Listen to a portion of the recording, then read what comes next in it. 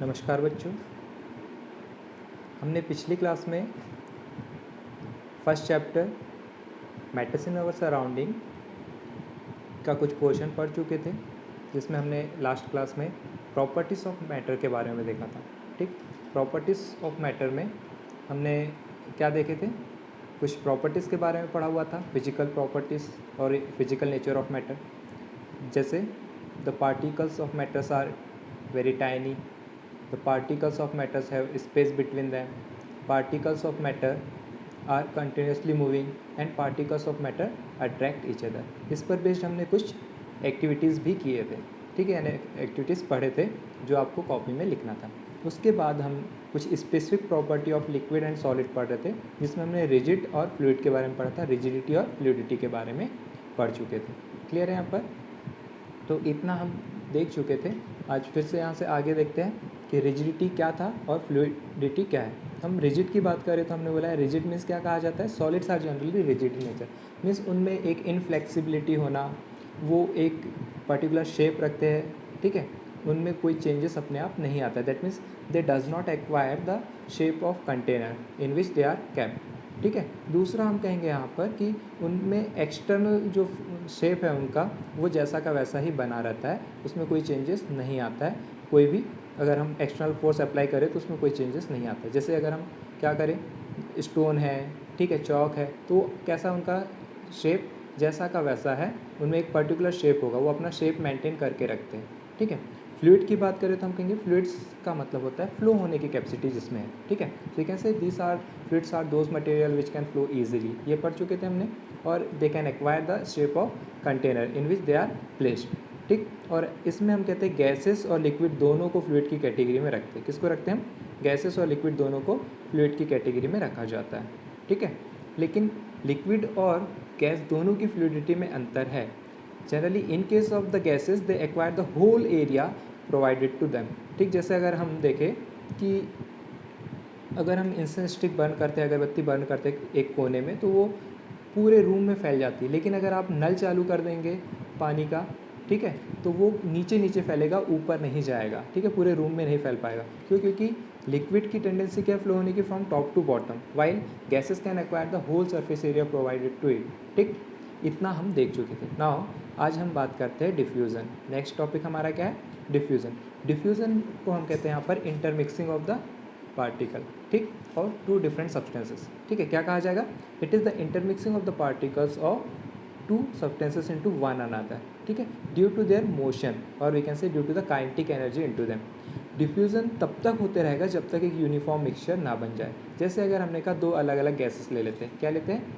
दो अलग अलग अगर हम गैसेस ले लें तो वहाँ पर डिफ्यूज़न एक दूसरे में हो सकता है, अगर हम उनको एक दूसरे के पास लेकर आएंगे तो, जो आपने पिछली एक्टिविटी में देख चुके हैं। ठीक है, तो हम कहते हैं यहाँ पर phenomena of diffusion tells us about the particle of matters are in continuous motion. ये बताता है they have kinetic energy into them, they can move freely, and due to this motion in them they can mix into one another, they can diffuse into one another। diffuse होना, एक दूसरे में mix हो जाना ही कहलाता है। ठीक है, इंपॉर्टेंट पॉइंट क्या है यहाँ पर इसके? तो हम कहेंगे कि this property is based on motion of the particle. किस पर बेस्ड है? This property is based on the motion of particle, कि पार्टिकल मूव करते रहेंगे, इसी कारण से उनमें मोशन होने के कारण वो एक दूसरे में मिक्स हो सकते हैं। अगर कोई चीज़ मोशन नहीं करेगी तो क्या एक दूसरे में घुल मिल जाएगी? नहीं। ठीक है, लेकिन आप गैसेस की बात करें, लिक्विड की बात करें, so they can diffuse easily, but solid diffuse होता है क्या? नहीं। घरों में आप देखते हैं बहुत सारे सॉलिड के मटेरियल रखे हैं। जैसे अगर जो ब्रिक्स होती है, घरों के पास में ब्रिक्स रखी रहती है, तो ब्रिक्स क्या अपने आप एक दूसरे में मिक्स हो जाती? नहीं। लेकिन अगर कोई गैस है तो गैस अपने आप मिक्स हो जाएगी। अगर आप दो अलग अलग पानी लो, अलग अलग कलर के, और उनको एक कंटेनर में ज्वाइंट कर दो, तो वो क्या होंगे? एक दूसरे में धीरे धीरे मिक्स हो जाएंगे। ठीक है, so that is called diffusion. या एक इंक ड्रॉप डालिए आप किसी पानी में, ठीक है, गिलास में पानी ले लीजिए, उसमें एक छोटा सा इंक ड्रॉप डालिए, और धीरे धीरे पूरा डिफ्यूज़ हो जाएगा उसके अंदर। ठीक, all are this due to motion of the particles, and we can say it is occur in gases, liquid and solid. ये देख चुके थे हमने। और सबसे ज़्यादा फास्ट किस में होगा? गैस में। सबसे स्लो किस में होगा? सॉलिड में होगा। ठीक है, और टेम्परेचर बढ़ाने के साथ में क्या कहा जाएगा? डिफ्यूज़न रेट बढ़ जाता है, क्योंकि काइनेटिक एनर्जी बढ़ने के कारण उनके मोशन बढ़ जाएंगे और मोमेंट बढ़ने के कारण डिफ्यूज़न रेट भी क्या हो जाएगा, इंक्रीज हो जाएगा। इतना हम पिछली क्लास में पढ़ चुके थे। Now let us see the diffusion in different state, solid में, लिक्विड में और गैसेस में क्या होगा उसके बारे में हम बात करते हैं। ठीक है, सो यहाँ देखेंगे हम डिफ्यूज़न इन गैसेस। ठीक है, पहला क्या देखते हैं, diffusion in gases. Late us see about diffusion in gases. तो हम कह सकते हैं आपका diffusion in gases is very fast. सबसे ज़्यादा फास्ट किस में होता है डिफ्यूज़न, गैसेस में होता है, because the particle of gases move very rapidly in all possible direction. ठीक, कि अगर कोई पार्टिकल है, ये गैस का अगर कोई पार्टिकल है तो ये हर पॉसिबल डायरेक्शन में क्या कर सकता है, मोशन कर सकता है। So due to the motion in all possible direction it can diffuse very easily. और सबसे ज़्यादा काइनेटिक एनर्जी गैसेस पार्टिकल में होती है, इसी कारण से गैस का रेट ऑफ डिफ्यूज़न सबसे ज़्यादा होगा।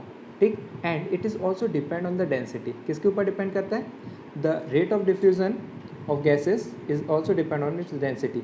जिस गैस की डेंसिटी जितनी क्या होगी, ज़्यादा होगी। ठीक है, क्या कहा जा रहा है, light gases are diffuse faster than heavy gases. जो भारी होगा वो मूव नहीं कर पाएगा ना। ठीक है, जैसे अगर आप कोई पत्थर थ्रो करते हैं तो हल्का पत्थर आप आसानी से फेंक सकते हैं, ज़्यादा मूव करेगा, और यदि भारी पत्थर है तो ज़्यादा मूव कर पाएगा क्या, नहीं। वैसे ही गैस के पार्टिकल अगर हैवी होंगे यानी उनकी डेंसिटी ज़्यादा होगी तो डेंसिटी क्या होगा, ज़्यादा होने से उनका मोमेंट कम हो जाएगा। That means you can say lighter gases diffuse faster than the heavier gases. दूसरा आप देखिए कि अगर डेंसिटी ज़्यादा होने के कारण उनके बीच में फोर्स ऑफ अट्रैक्शन ज़्यादा होगा और वो मोमेंट कम करेंगे, लेकिन यदि डेंसिटी कम है तो आसानी से फ्री स्पेस होने के कारण मूव कर सकते हैं। क्लियर है, सो वी कैन से कि there is faster diffusion in case of lighter gases than that of the heavier gases. हमारी डेली लाइफ में भी हम कुछ एग्जांपल वगैरह देख सकते हैं गैसेस डिफ्यूज़न के।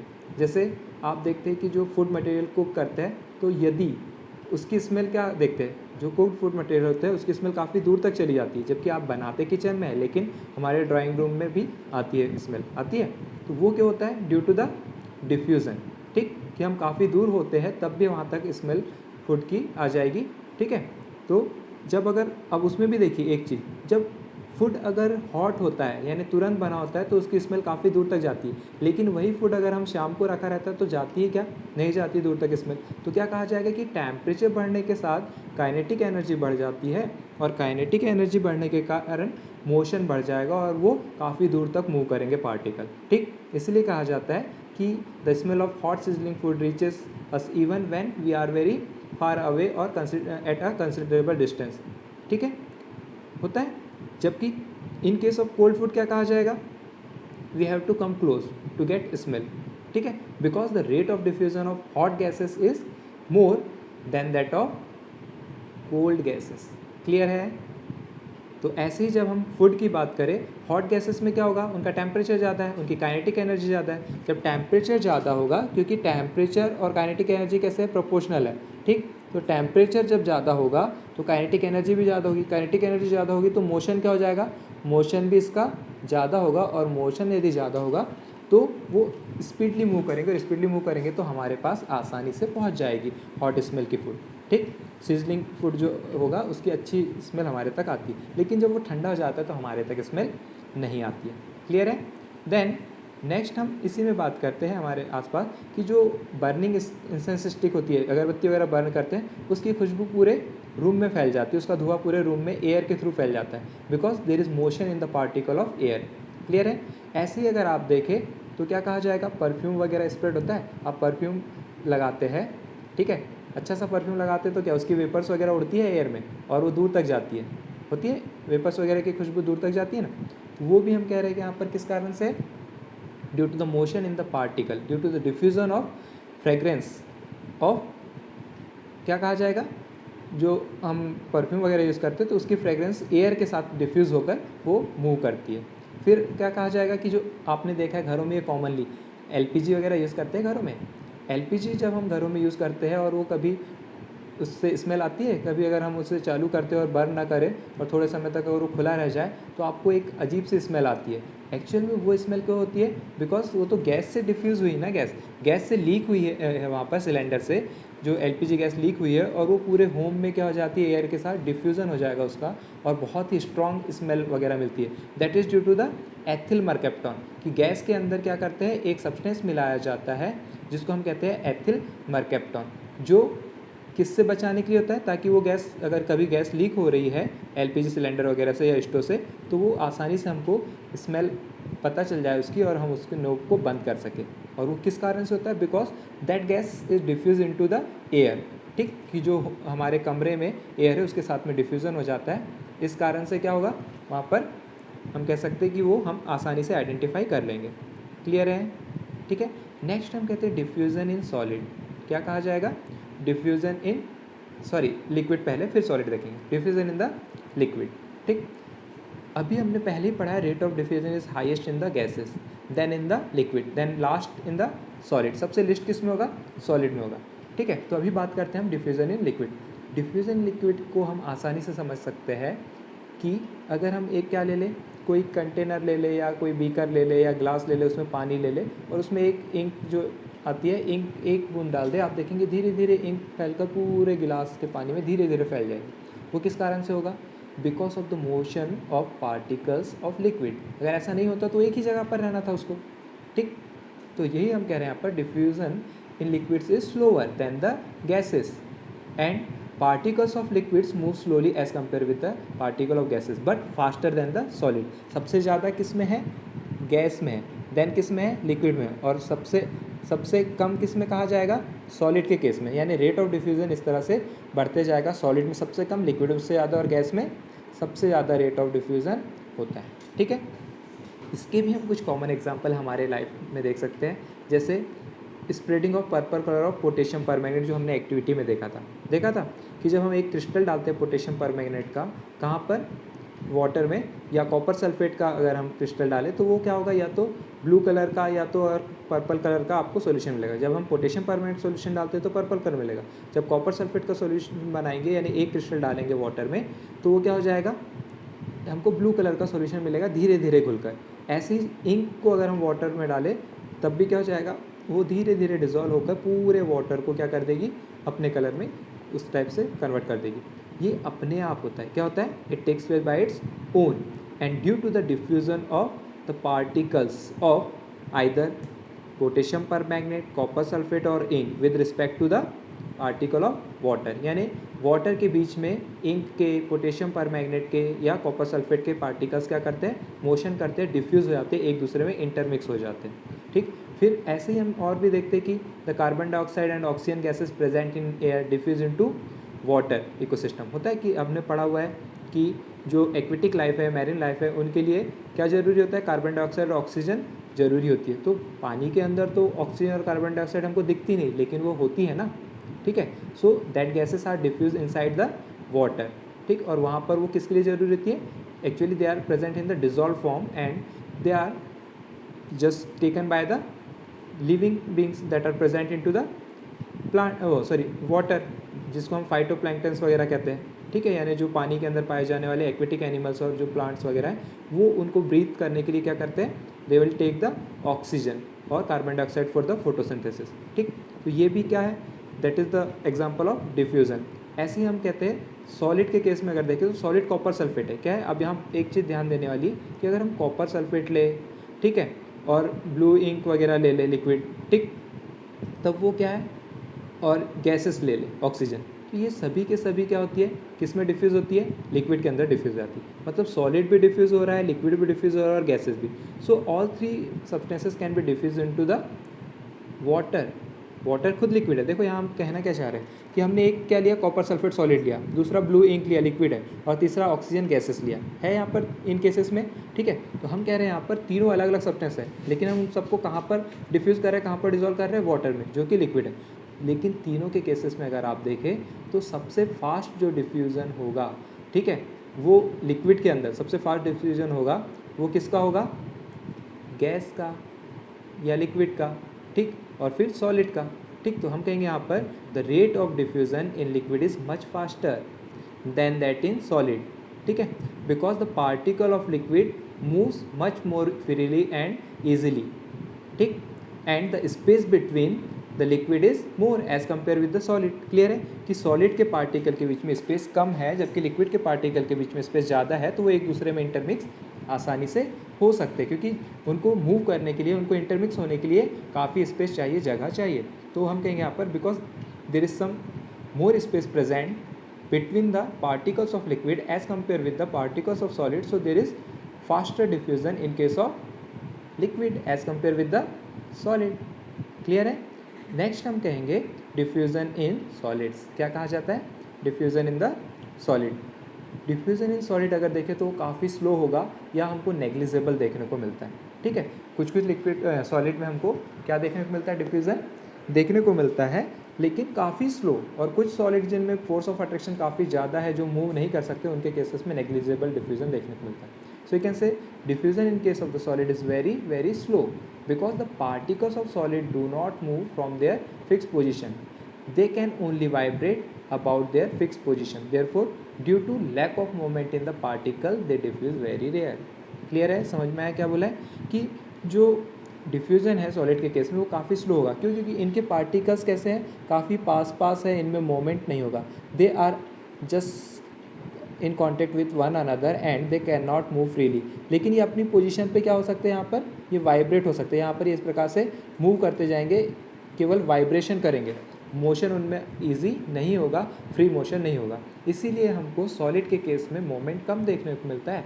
एंड एज द मोशन और moment in case of the solid particle is very less and very slow, so the diffusion is also very rare. कि उसमें हमको डिफ्यूज़न भी काफ़ी कम देखने को मिलता है या काफ़ी कम ऑब्जर्व होता है. लेकिन कुछ जो हम डिफ्यूज़न देखते हैं वो देखते हैं इस प्रकार से. इन केस ऑफ क्या कहा जाएगा कि when two metals blocks are bound together tightly and kept undisturbed for a few years, then the particles of one metal are found to have diffused into the other metal. यदि हम दो अलग अलग प्रकार के मेटल को एक दूसरे से बांध के रख दें काफ़ी समय के लिए, एक दो सालों के लिए, तो आप देखेंगे जब उनको आप अलग करना चाहेंगे तो एक दूसरे से चिपक चुके होते हैं. कैसे होते हैं? वो एक दूसरे से चिपक जाते हैं. होता है, आपने ऑब्जर्व किया होगा घरों वरों में कि जब मेटल वगैरह को हम रखते हैं, बहुत सारे मेटल वगैरह को एक दूसरे के साथ में रख देते हैं, तो वो अगर 2-3 साल अगर ऐसे ही टाइटली बॉन्डेड है तो एक दूसरे से काफ़ी चिपक जाते हैं, उनको निकालने में दिक्कत जाती है. वो किस कारण से होता है? Due to their diffusion into one another. ठीक, ऐसे ही हम कहेंगे यहाँ पर कि जब अगर हम ब्लैक बोर्ड वगैरह पे या ग्रीन बोर्ड वगैरह पे कुछ लिखते हैं तो और उसको छोड़ देते हैं कुछ समय के लिए, तुरंत मिटाते हैं तो जल्दी मिट जाता है. होता है कि अगर हम क्या करते हैं कि when we are writing something on black board, green board और आइदर बाय इंक पेन, ठीक है, तो वो क्या है, आसानी से होता है क्या? रिमूव नहीं. तुरंत अगर आप रिमूव करेंगे तो रिमूव हो जाएगा, लेकिन अगर आप उसको छोड़ देते हैं 10-12 दिनों के लिए तो फिर आप उसको आसानी से मिटा नहीं पाते. We are not able to clean it easily. Clear है? So there is some difficulty in cleaning the board. ठीक, तो उसको क्या किस कारण से हुआ ये सब? Because of the particles of chalk that is also solid diffuse into the surface of board. ठीक है, समझ में आ रहा है क्या कहा जा रहा है? कि जो पार्टिकल है चॉक के वो भी सॉलिड है और सरफेस ऑफ बोर्ड भी सॉलिड है, लेकिन चॉक के पार्टिकल किस में डिफ्यूज हो चुके हैं?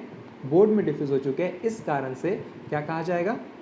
वहाँ पर उसे क्लीन करने में, स्वीप करने में, वाइप करने में काफ़ी डिफ़िकल्टी होती है. ठीक, तो ये था हमारा diffusion about gases, solid and liquid. किसके बारे में था? गैसेस, सॉलिड और लिक्विड. इस पर बेस्ड हम क्वेश्चन देखते हैं. यहाँ पर अभी तक जो पढ़ा हमने उस पर बेस्ड एक क्वेश्चन देखेंगे. तो let us see what is the question. The question is why solid, liquid and gases have different properties. बात करते हैं, हमने तीनों चीज़ें पढ़ा है, 3 states of matter, solid, liquid and gases.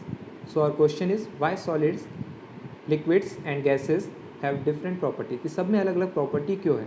तो हमने कहा है यहाँ पर in case of matters as it have 3 states, solid, liquid and gases. ठीक, क्या कहा जाएगा कि मैटर की हम 3 बेसिक स्टेट देखते हैं, सॉलिड, लिक्विड और गैसेस, और वो सभी छोटे छोटे पार्टिकल से मिलकर बनती है. दिस पार्टिकल में भी एटम, मॉलिक्यूल्स और आयंस. ठीक है, हो सकते हैं. तो फ्री स्टेट में अगर देखें तो 2 पार्टिकल बेसिकली होते हैं, एटम और molecule. This particles are in continuous motion. ये भी हम जानते हैं, कुछ प्रॉपर्टीज हमने पढ़ा हुआ है कि as all the matters are made up of small tiny particles, this particle में भी एटम और मॉलिक्यूल्स. ये पार्टिकल क्या हो सकते हैं? या तो एटम या तो मॉलिक्यूल्स हो सकते हैं.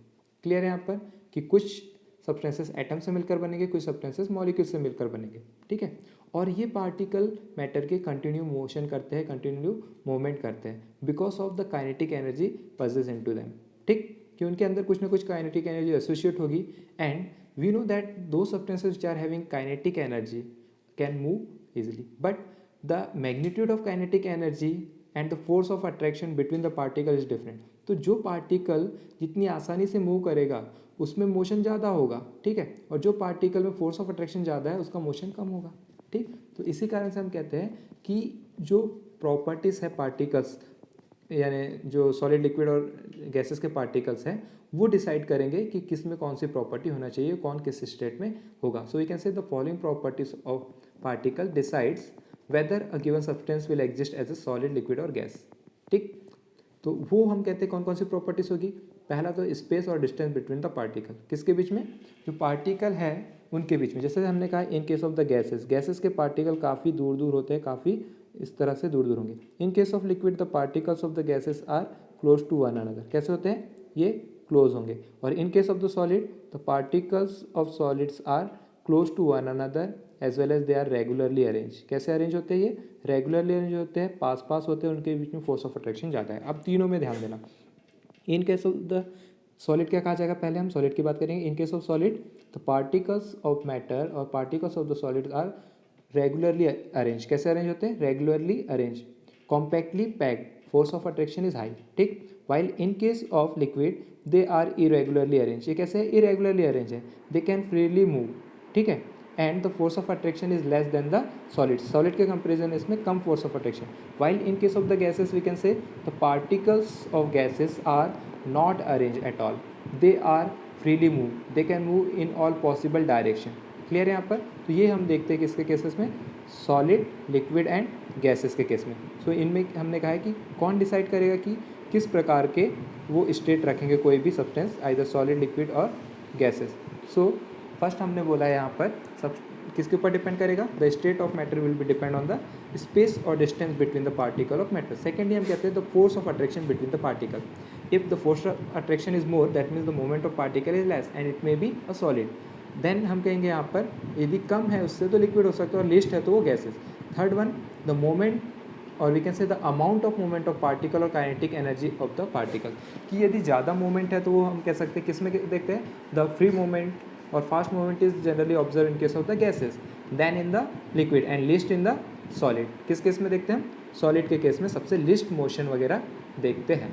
क्लियर है यहाँ पर इतना, ठीक। देन नेक्स्ट हम बात करते हैं हमारी 3 स्टेट्स ऑफ मैटर में। पहला हम पढ़ेंगे सॉलिड, क्या पढ़ेंगे, solid. Now let us see more about the solid, ठीक है। यहाँ से हम डिटेल पढ़ते जाएंगे एक एक स्टेट को, सॉलिड, लिक्विड और गैसेस को। So you can say the solids have following characteristics property, ठीक है। तो इनमें कुछ कैरेक्टरिस्टिक्स या प्रॉपर्टीज हमको जो देखने को मिलती है। सो लेट अस सी। पहला तो हम कहते हैं कि दे have fix shape and size.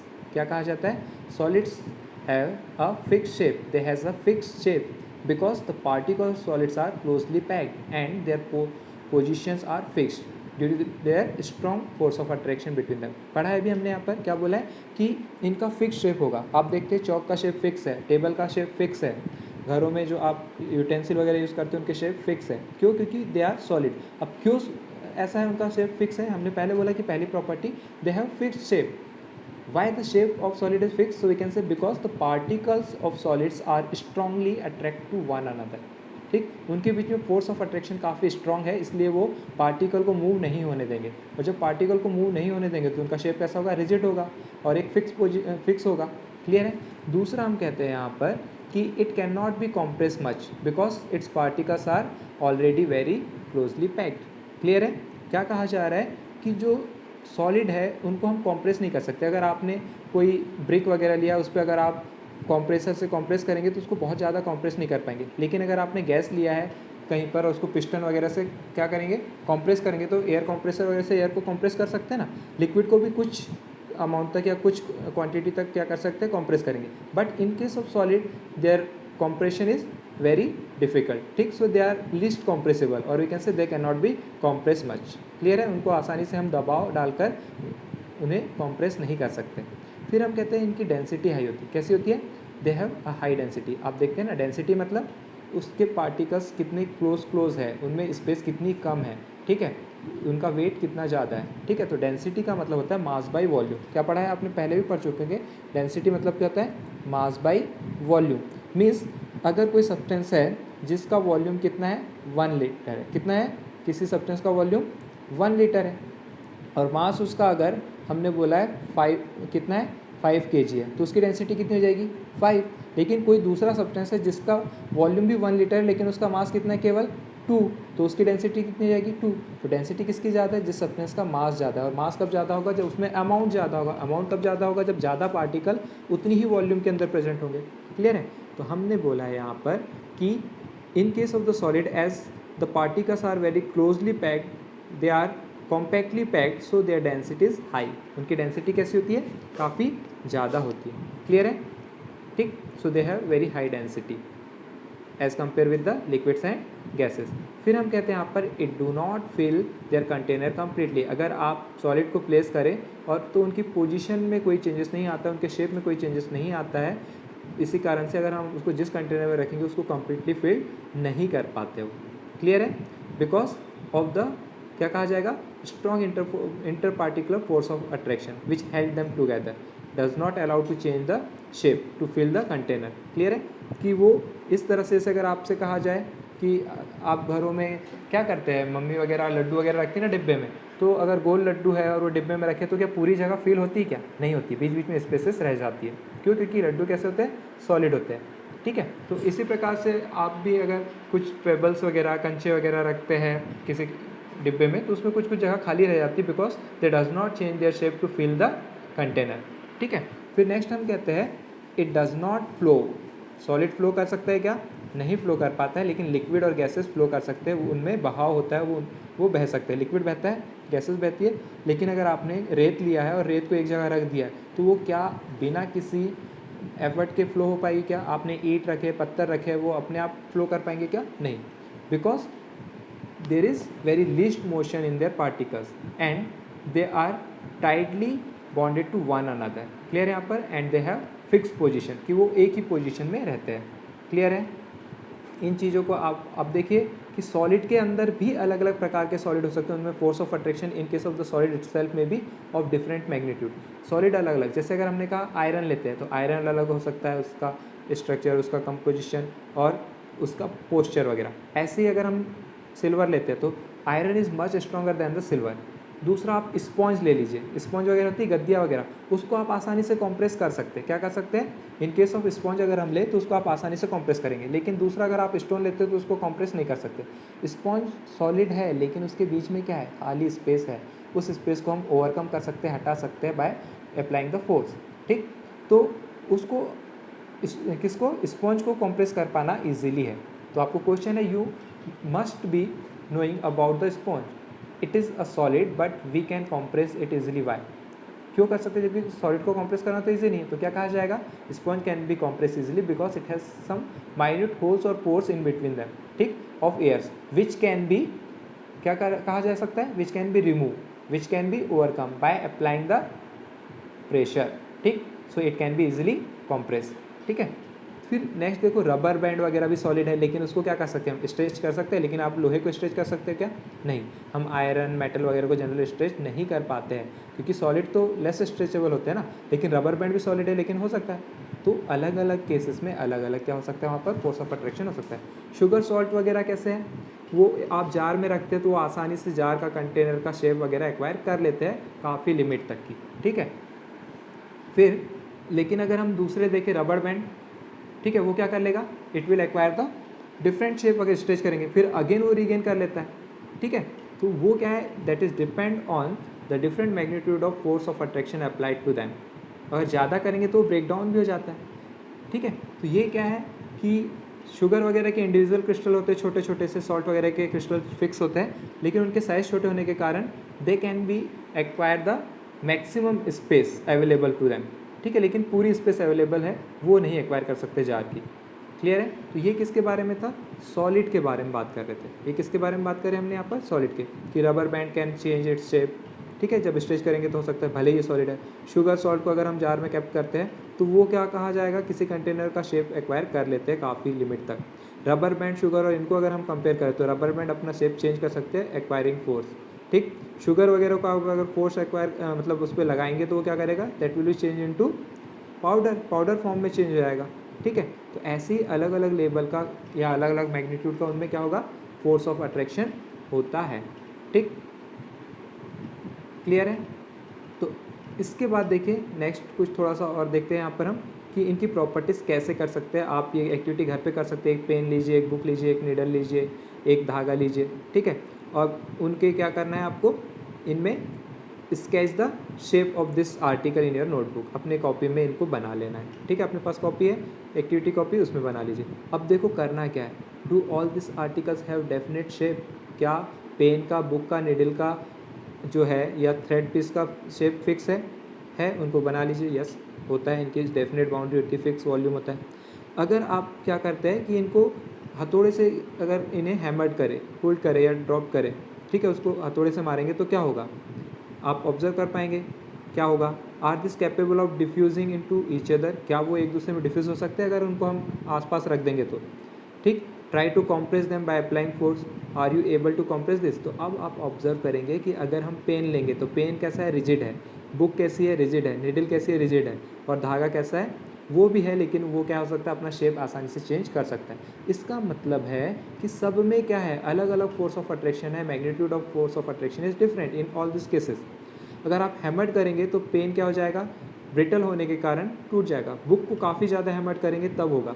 Needle को हैमर्ड करेंगे तो आसानी से चेंज नहीं होगी, ठीक है, क्योंकि वो क्या स्टील की नीडल होती है ना। लेकिन अगर आप थ्रेड को रखेंगे और उसको हैमर करेंगे तो वो टूट जाएगा या जल्दी से ख़राब हो जाएगा, ठीक। तो हम क्या देखते हैं यहाँ पर कि हमको इन सारी चीज़ों को ऑब्जर्व करना है और उनकी प्रॉपर्टीज़ में क्या चेंजेस आए हैं ये आप अपनी कॉपी में लिख सकते हैं, करके देख सकते हैं आप ये चीज़ें घर पर एक्टिविटी में भी, और इसे करके देखिए, ठीक है। दूसरा हम कहते हैं यहाँ पर कि आप दूसरी एक्टिविटी कर सकते हैं, that is to demonstrate the strength of attractive forces between the particle of different kinds of matter. कि आप एक आयरन नेल लीजिए, एक चॉक पीस लीजिए और एक रबर बैंड लीजिए, फिर उनको ब्रेक कीजिए, ठीक है। Try to break each of this by hammering, cutting और स्ट्रेचिंग। आप कोई भी एक प्रोसेस अपना सकते हैं कि उसको कट कर सकते हैं, ठीक है, हैमर कर सकते हैं और स्ट्रेच कर सकते हैं, क्लियर है। तो यहाँ पर अगर आप देखें तो हम कहेंगे क्या देखेंगे, अगर आप आयरन को हैमर करेंगे तो वो आसानी से हैमर नहीं होगा, it does not change the shape, iron nail वगैरह का शेप चेंज नहीं होगा। लेकिन चॉक को करेंगे तो आसानी से टूट जाएगा, क्योंकि उनके inter particular force of attraction जो है, intermolecular force of attraction कम है। In case of iron there is a very strong force of attraction that does not allow to break it, क्योंकि उनमें मोशन कम है, फोर्स ऑफ अट्रैक्शन ज़्यादा है, space कम है, काफ़ी टाइटली पैक्ड है, तो उसका शेप कम मतलब आसानी से चेंज नहीं होगा। लेकिन चॉक का शेप हो जाएगा। रबर बैंड को आप इजीली क्या कर सकते हैं, स्ट्रेच कर सकते हैं। आयरन नेल को स्ट्रेच नहीं कर पाएंगे। चॉक पीस को आप स्ट्रेच करेंगे तो ब्रेक डाउन हो जाएगा बिकॉज ऑफ इट्स ब्रिटलनेस, ठीक। तो ये सारी चीज़ें आपको देखना है कि, और इसको ऑब्जर्व करके कॉपी में लिखना है कि किस सॉलिड में किस टाइप की प्रॉपर्टी होती है, उनमें regarding their force of attraction, space between them, density, ठीक है। इनको लेकर आप क्या कर सकते हैं, बना सकते हैं, क्लियर है। कॉपी में इसको लिख सकते हैं। तो आज के लिए इतना ही, फिर नेक्स्ट पीरियड में हम इसके आगे का पढ़ेंगे, ओके। तो इसको पढ़िए, समझिए और नोट्स बनाइए। जो नहीं समझ में आएगा फिर आप मुझसे पूछिए, ओके।